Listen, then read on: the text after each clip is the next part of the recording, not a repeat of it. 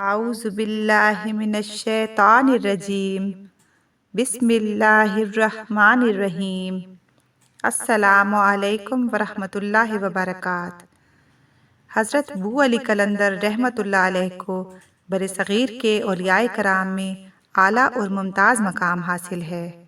آپ کا اصل نام شیخ شرف الدین تھا، جبکہ آپ نے اپنے لقب بو علی قلندر سے شہرت دوام حاصل کی۔ آپ رحمت اللہ علیہ کے والد شیخ فخر الدین مشہور صوفی بزرگ شاعر تھے جو عراق سے ہجرت کر کے آئے تھے۔ آپ کی والدہ محترمہ کا نام بی بی حافظ جمال تھا۔ وہ حافظہ قرآن تھیں اور نیک اور پاک باز خاتون تھیں۔ حضرت بو علی قلندر رحمت اللہ علیہ 1208 صدی عیسوی میں ہندوستان کے شہر پانی پت میں پیدا ہوئے۔ جب حضرت بو علی قلندر رحمت اللہ علیہ پیدا ہوئے تو آپ نہ تو والدہ ماجدہ کا دودھ لیتے اور نہ ہی آنکھیں کھولتے، بلکہ آپ کی آنکھوں سے مسلسل آنسو بہتے رہتے تھے۔ آپ کے اس مسلسل رونے اور دودھ نہ لینے پر آپ کے والدین کو تشویش لاحق ہوئی۔ متعدد حکماء سے مشورہ لینے کے بعد بھی بچے کی حالت میں کوئی تبدیلی واقع نہ ہوئی اور یوں 3 دن گزر گئے۔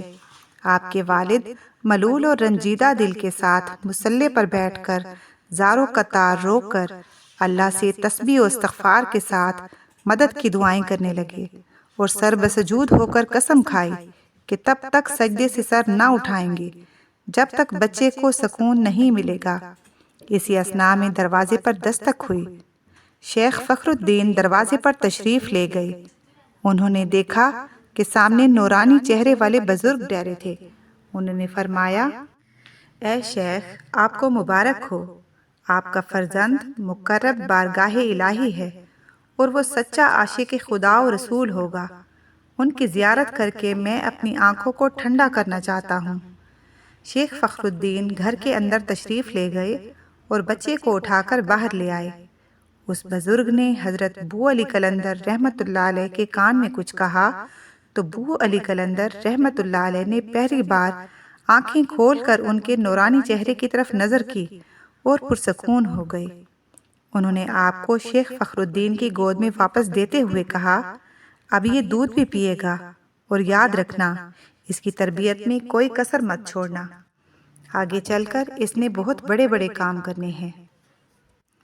آپ رحمت اللہ علیہ پانی پت میں اپنے والدین کے زیر سایہ رہ کر اپنی تعلیم و تربیت مکمل کر کے درس و تدریس میں مشغول ہو گئے۔ آپ قطب مینار دہلی کے نزدیک رہ کر 20 سال تک علم کی روشنی پھیلاتے رہے۔ آپ قرآن و حدیث اور علم و فقہ کے ماہر تھے۔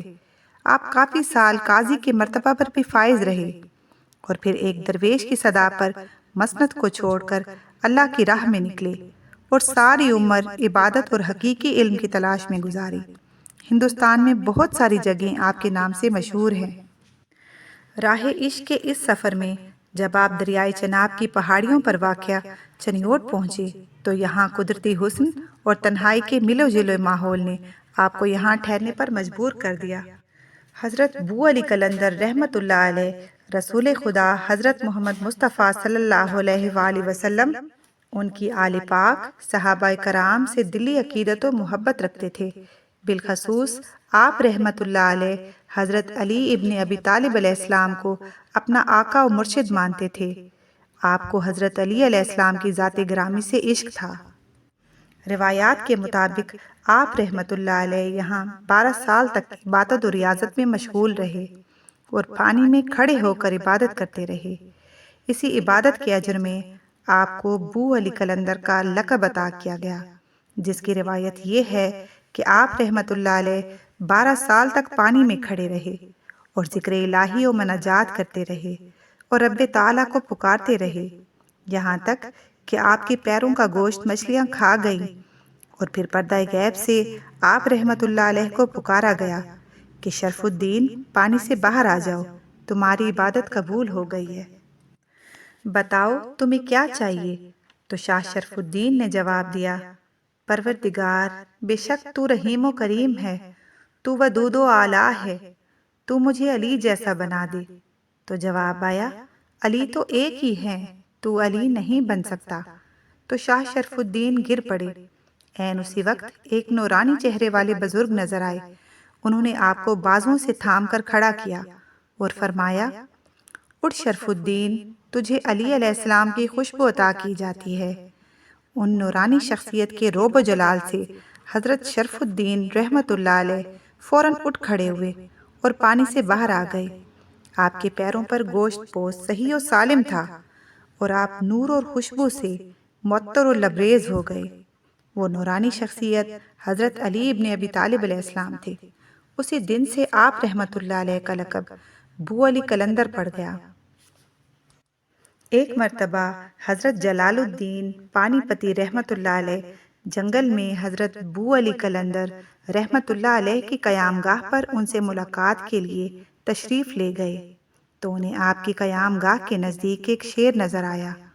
تو آپ نے شیر کو مخاطب کر کے کہا، یہ عاشقان الہی کا مقام ہے، تیرا یہاں کچھ کام نہیں ہے۔ شیر یہ سن کر حضرت بو علی قلندر رحمت اللہ علیہ کی قیام گاہ کی طرف چل پڑا۔ حضرت جلال الدین رحمت اللہ علیہ بھی شیر کے پیچھے پیچھے چل دیے۔ قیام گاہ کے اندر پہنچ کر آپ کیا دیکھتے ہیں کہ مزید 5 شیر قیام گاہ کے اندر حضرت بو علی قلندر رحمت اللہ علیہ کے ہمراہ موجود ہیں۔ حضرت شیخ جلال الدین رحمت اللہ علیہ پر خوف سے لرزہ طاری ہوا۔ حضرت بو علی قلندر رحمت اللہ علیہ نے فرمایا، جلال الدین اندر آ جاؤ، گھبراؤ مت، تم ہمارے رازداروں میں سے ہو، آؤ تمہیں شیروں کا تماشا دکھائیں۔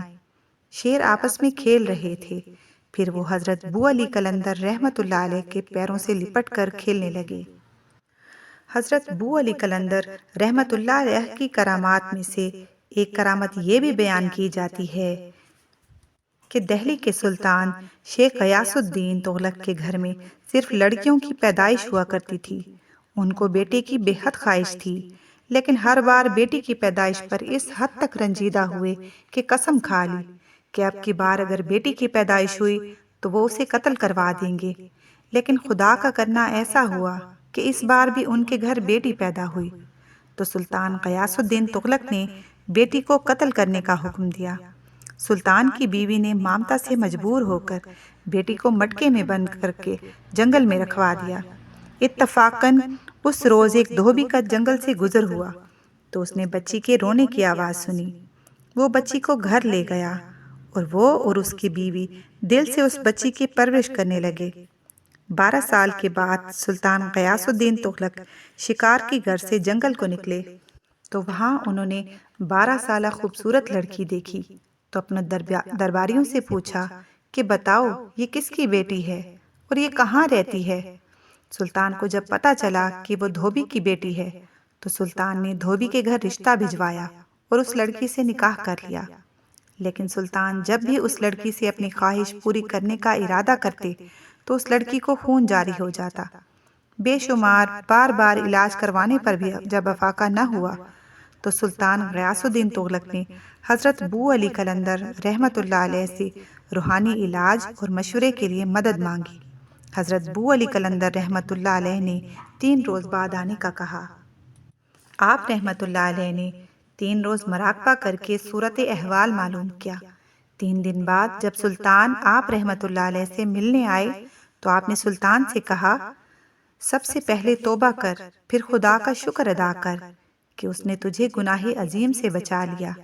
وہ بچی تیری بیٹی ہے جس کو تو نے قتل کروانے کا حکم دیا تھا تو تیری بیوی نے اس کو جنگل میں چھوڑ دیا تھا، جس کو دھوبی اور اس کی بیوی نے پالا۔